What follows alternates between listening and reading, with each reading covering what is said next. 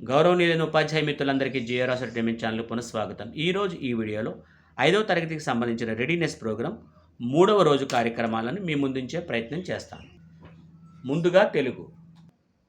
పిల్లలు, ఈరోజు మనం గుణింతాల గుర్తుల గురించి నేర్చుకుందాం. ఇక్కడ ఉన్నటువంటి వాటిని మీరు గుర్తించండి. ఇదేమిటిది? చింతకాయ. ఇది జామకాయ. ఇది సపోటా. ఇది అరటికాయ. ఇది సీతాఫలం. Very good. వీటిలో మనకి చాలా గుణింతాల పదాలు వచ్చాయి. వాటిని మీరు జాగ్రత్తగా గుర్తించండి. అలాగే ఇక్కడ చూడండి ఒకసారి.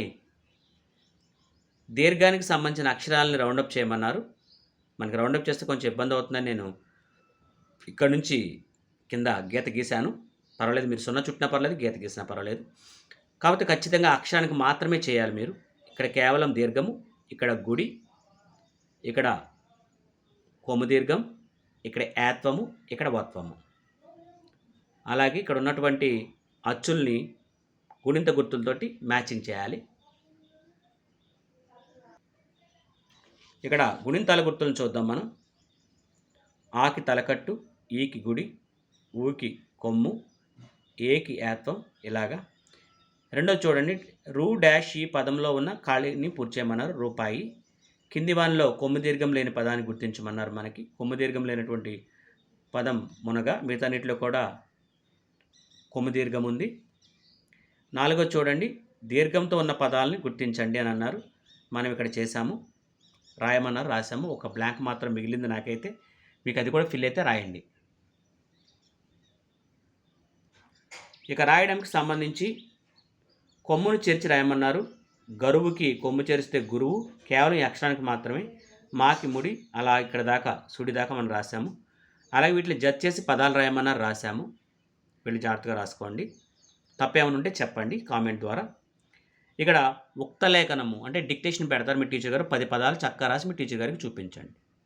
దీంతో తెలుగు పూర్తయింది. పిల్లలు, ఇంగ్లీష్లో ఇప్పుడు క్యూ నుంచి జెడ్ దాకా మనం లెటర్స్ నేర్చుకుందాం. దానికి ముందుగా మనం ఒక రైమ్ పాడుకుందాం. నేను పాడిన తర్వాత మీరు చెప్పండి. Q says queen, so fine. R says rabbit in a line. S a sun, so bright. T says tiger with might. U says umbrella up. V says van to pick up. W says wolf runs fast. X says Xmas tree. Y says yak, so tall. G says zebra for all. మీకు వీలైతే ఒక్కో 2-3 సార్లు పాడండి. పిల్లలు, ఇక్కడ alphabet ఇచ్చాము, చెప్తాను, మీరు వెనకాల చెప్పండి. Q, R, S, T, U, V, W, X, Y, Z. Very good. ఇక్కడ చూడండి, 3 క్వశ్చన్స్ ఇచ్చారు. వీటికి ఆన్సర్ రాయడానికి ప్రయత్నం చేద్దాం మనం. Which letter gives the sound సా? సా అనే సౌండ్ ఏమిస్తుంది? ఎస్ ఇస్తుంది. Which letter comes before T? T ముందు ఏ లెటర్ ఉంది? ఎస్ అన్నమాట. Choose the correct word for the picture. ఏంటిది? Yes, umbrella. పిల్లలు, ఇప్పుడు మీరు ఇక్కడ ఉన్నటువంటి ఈ వర్డ్స్ జాగ్రత్త, పిక్చర్స్ని జాగ్రత్త ఐడెంటిఫై చేసి వాటికి స్పెల్లింగ్లు రాయండి, జాగ్రత్తగా రాయండి. Very good. ఇప్పుడు మనం క్యాపిటల్ లెటర్స్ని, స్మాల్ లెటర్స్ని ఇలా జాగ్రత్తగా రాసుకోండి. దీంతో మనకి ఇంగ్లీష్ కూడా పూర్తయింది. మనం మ్యాథ్స్లో round off to the nearest 1000, దగ్గర వేలకు సవరించండి. ఈ ప్రక్రియ చేసేటప్పుడు మనకి స్టెప్స్ చెప్పారు. ముందు ఇక్కడ 2143 అనేటువంటి ఈ నెంబర్ని ఇచ్చారు. ఈ నెంబర్ని మనం నియరెస్ట్ థౌజండ్స్కి చూపించాలి నెంబర్ లైన్ పైన అని అన్నప్పుడు దానికి చేయాల్సింది ఫస్ట్ వాటిని ఏ 1000 మధ్య ఉందో చూసుకోవాలన్నమాట. కాబట్టి ఇది 2000కి 3000కి మధ్యలో ఉంటుంది. అప్పుడు ఏంటంటే మధ్యలో 10 నెంబర్స్కి ఇలా డాట్స్ పెట్టుకుంటాం. దాంట్లో మిడిల్ గుర్తిస్తాం అనమాట. 2500 అంటే సగానికి చేశాను ఇక్కడ. సగానికి చేసిన తర్వాత ఇదిగోండి ఇది 1 కదా, ఇది 2100. ఇదిగోండి ఇక్కడ చెప్పాను 2100. ఇది 2200. ఇప్పుడు ఈ నెంబరు దగ్గరికి అప్రాక్సిమేట్గా ఇది ఇక్కడ ఉంటుందన్నమాట ఇలాగా. సో ఈ రకంగా చూపిస్తాం మనం. పిల్లలు చూడండి, ఇప్పుడు మనం 1990ని నియరెస్ట్ 1000కి రాయమన్నారు. సో ఇంచుమించుగా 10 తేడాతోటి మనకి ఇక్కడ 2000కి దగ్గరలో ఉంటుంది. 1000కి 2000కి మధ్యలో ఉంటుంది. ఇలా రాసుకోవచ్చు. ఇప్పుడు 7289 7000కి 8000కి మధ్యలో ఉంటుంది. మిడిల్ నెంబర్ వచ్చి 7500. దాంట్లో సగం 250 అంటే ఇక్కడికి ఉంటుంది. దానికి కొంచెం ఇక్కడ రాసాము 300 7300 నియర్గా ఉంటుంది కాబట్టి ఇక్కడ రాసాము. సేమ్ అలాగే 1509 అనేది ఇంచుమించుగా 1500 దగ్గరలో ఉంటుంది కాబట్టి దీన్ని ఇలా రాసాం. అలాగే మిగతా నెంబర్స్ని చూడండి. ఇక్కడ మనకి ఇక్కడ ఈ నెంబర్స్ ఉపయోగించి మనల్ని లార్జెస్ట్ నెంబర్ రాయమన్నారు. సో మన లార్జెస్ట్ నెంబర్ రాసి 7210 అవుతుంది.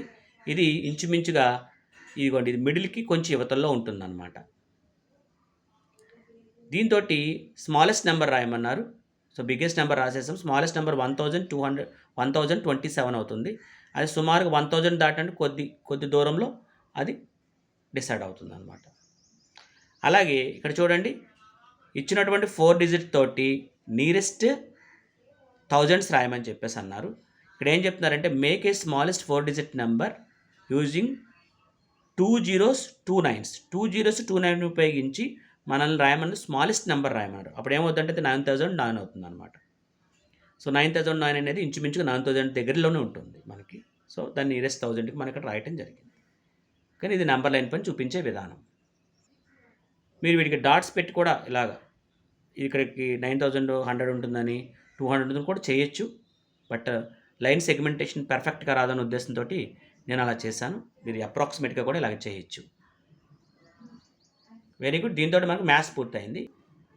ఓకే చిల్డ్రన్, మనకి ఈవీఎస్లో ప్లాంట్స్ అరౌండెస్ మన చుట్టూ ఉన్నటువంటి మొక్కల గురించి ఇచ్చారు. మీరు వీటిని చూస్తే మీకు అర్థమవుతుంది కదా, ఇవన్నీ కూడా parts of A plant.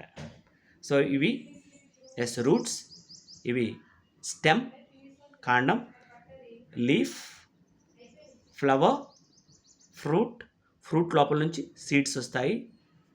Complete ఒక ప్లాంట్ పిక్చర్ గీయమంటే మనం అలా గీసుకొని వాటిలో పార్ట్స్ని కూడా లేబుల్ చేయొచ్చు అనమాట.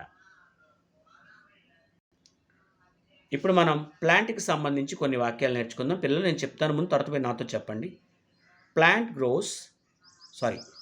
Grow in many places. Some plants grow on land. Some plants grow in water. Every part of a plant is useful. Plants give us food, shade, and oxygen. పిల్లలు, మీరు ఈ ప్లేస్లో ఒక ప్లాంట్ బొమ్మ వేసి దాంట్లో ఉన్నటువంటి దానికి మంచిగా కలర్ వేయండి. మీరు ఈ ప్లేస్లో ఇదిగోండి ఈ ప్లాంట్ పిక్చర్ని వేసుకోండి. చక్కగా కలర్ఫుల్గా వేయండి. ఈ మొక్క చూడగానే మీకు అర్థమైంది కదా, ఇదే మొక్క? Yes, tomato plant. సో నీట్గా వేయండి, సరిపోతుంది. సో దీంతో మనకి ఈవీఎస్ పూర్తయింది. వెరీ గుడ్ చిల్డ్రన్, బాగా పార్టిసిపేట్ చేశారు. Thank you so much respected teachers.